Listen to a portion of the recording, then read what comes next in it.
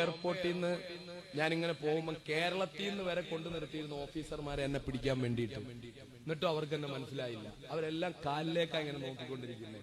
നടക്കുമ്പോ എന്തായാലും കൃത്രിമക്കാലല്ലേ, ഒരു ചാട്ടം ഉണ്ടാവും, പിടിക്കാൻ വരുന്നിട്ട് ഇങ്ങനെ നോക്കിക്കൊണ്ടിരിക്കുക. പക്ഷെ അവർക്ക് പിടിക്കാൻ പറ്റിയില്ല. അത്ര കൃത്യമായിട്ട് എനിക്ക് അന്ന് നടന്നു പോകാൻ പറ്റുമായിരുന്നു, കാലില്ലെങ്കിലും. പിന്നെ ഞാന് വാരാണസിയിൽ ഞാൻ അകത്ത് കയറി കഴിഞ്ഞിട്ട് ആ വേഷം അങ്ങനെ മാറ്റി. സേട്ട് സാഹിബ് ഇടുന്ന വലിയ ഷർവാനിയൊക്കെ ഇട്ട് രൂപമൊക്കെ മാറ്റി തൊപ്പിയൊക്കെ വെച്ച് അങ്ങനെ ഇരുന്നു. അപ്പൊ ഇവിടുന്ന് കേറിയെന്നുള്ള വിവരം കേറി കഴിഞ്ഞതിന് ശേഷം അവർക്ക് മനസ്സിലായത്.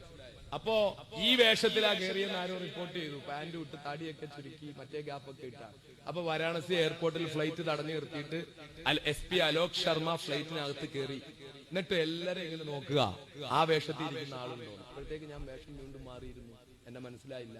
പിന്നെ അനൗൺസ് ചെയ്തു, നാസർ എ സാഹിബ് എന്ന പേരിൽ ഇന്ന പത്രത്തിന്റെ എഡിറ്റർ എന്ന് പറഞ്ഞിട്ടുള്ള കാർഡുമായിട്ട് വന്ന ഒരാളുണ്ട്, പുറത്തിറങ്ങണമെന്ന് പറഞ്ഞു. അങ്ങനെ ഞാൻ പുറത്തിറങ്ങി. എന്നോട് പറഞ്ഞു അറസ്റ്റ് ചെയ്യാന്ന് പറഞ്ഞു. ഞാൻ പറഞ്ഞു പറ്റൂല, ഞാൻ ടിക്കറ്റ് എടുത്ത ലക്നോയിൽ നിന്നാ.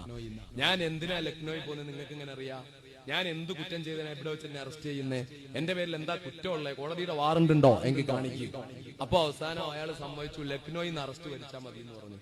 അങ്ങനെ ലക്നോയിലൊക്കെ പോയി അറസ്റ്റ് വരിച്ചു. അറസ്റ്റ് അവിടെ നടക്കുമ്പോഴും അയോധ്യയിൽ ഒരു മാർച്ചൊക്കെ നടത്തി.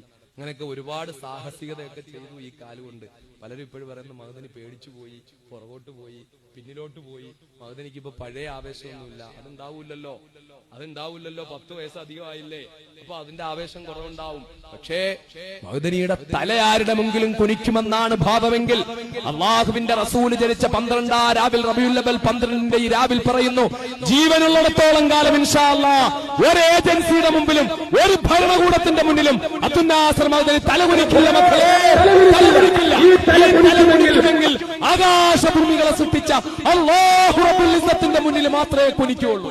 വേറൊരുത്തനും എന്നെ കുനിപ്പിക്കാന്ന് കരുതണ്ട. അതിന് നീ എന്റെ ഭാര്യയല്ല. 13 വയസ്സുള്ള എന്റെ പൊന്നുമോൻ ഉമർ മുഖ്താറിനെ അറസ്റ്റ് ചെയ്ത് ജയിലിൽ കൊണ്ടിട്ടാലും, 11 വയസ്സുള്ള എന്റെ പൊന്നുമോൻ സലാഹുദ്ദീൻ അയ്യൂബിയെ അറസ്റ്റ് ചെയ്ത് ജയിലിൽ കൊണ്ടിട്ടാലും അബ്ദുന്നാസർ മഹദനി കീഴടങ്ങൂല. ഒരുത്തനും കീഴടങ്ങൂല. ഇൻഷാ അല്ലാഹ് ജീവനുള്ളത്തോളം കീഴടങ്ങൂല. ഇത് മഹദനിയുടെ അഹങ്കാരമല്ല, അള്ളാഹുവിന്റെ അടിമയാ ഞാൻ. മുഹമ്മദ് മുസ്തഫ സല്ലല്ലാഹു അലൈഹി വസല്ലം തങ്ങളുടെ ഉമ്മത്തിയാ ഞാൻ. ഉമർ റളിയല്ലാഹു അൻഹുവിന്റെ പ്രിയപ്പെട്ട പിന്തുടർച്ചാവകാശിയാ ഞാൻ. ആ ചങ്കുറപ്പോടാ ഞാൻ പറയുന്നത്. എന്റെ മുൻഗാമികൾ ഇസ്സത്തുള്ളവരായിരുന്നു. അവരാരുടെ മുമ്പിലും തലകുനിച്ചിട്ടില്ല. പിന്നെ എന്നെ ഇനി